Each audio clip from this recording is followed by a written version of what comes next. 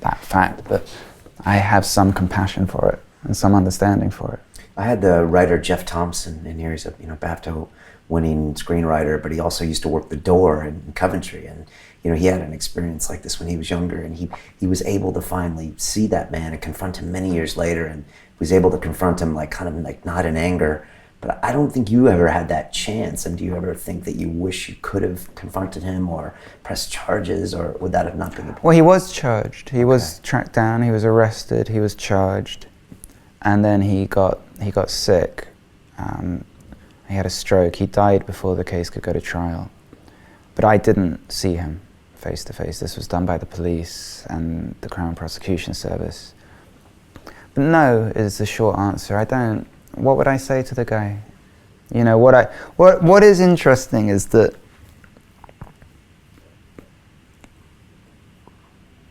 on occasion people have, not many, but on occasion some people have thrown this idea at me of, you're only using this part of your backstory to flog albums and to get a bit of sympathy and attention, and I understand, people say things like that in the comment section of interviews or online or on Twitter or whatever, and that's the world in which we live. And I always say to them, look, in 2009 I gave an interview with the Sunday Times, and it was a big 2-page thing.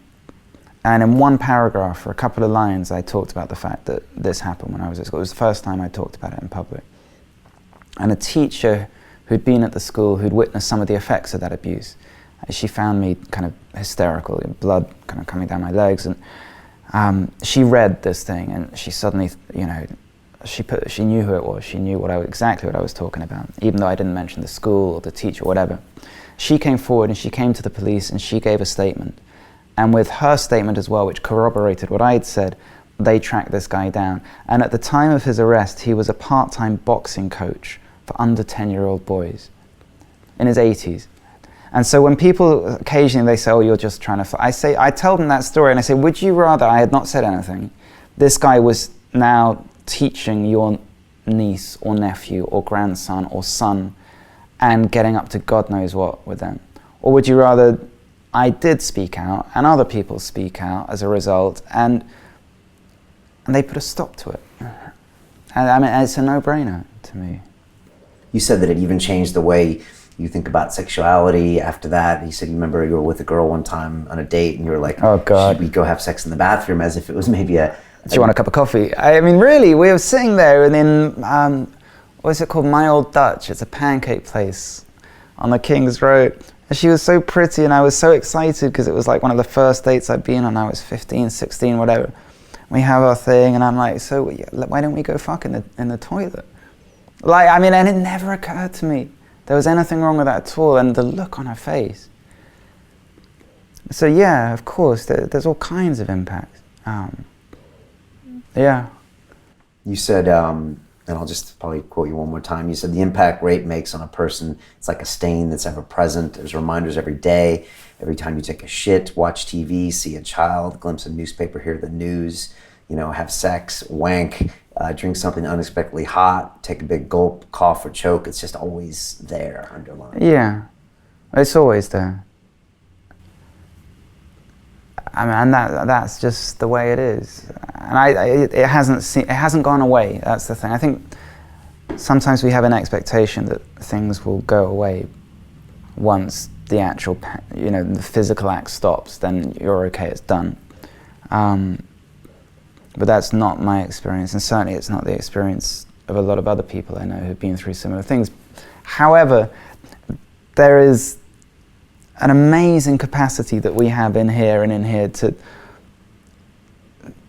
not kind of get rid of that, but to kind of almost embrace it and assimilate it. And I look at the life I live now and what I do for my job and how I act with my friends and my marriage and my son, and I think really this is a good life. This is a good thing. This was not how I envisaged it going. This is really a bonus. Didn't think I was capable of it. That was another thing. when I became a father.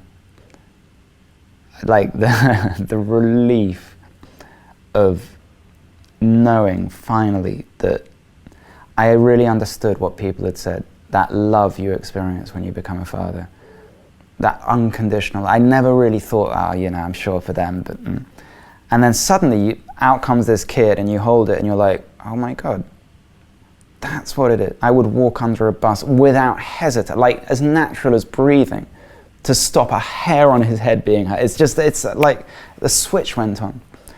And I thought, oh, thank God I'm capable of it. I'm not some psychopath. And to watch the rest of this fascinating interview, click on the link below and go to londonreelacademy.com. There you can sign in with your social media, log in and watch the rest of the episode for free, along with all of our episodes on London Reel, my webinars, and all of our premium content, all located over at londonreelacademy.com. So click on the link below, you'll be directed there and you can watch the rest of this fascinating interview, and I'll see you there.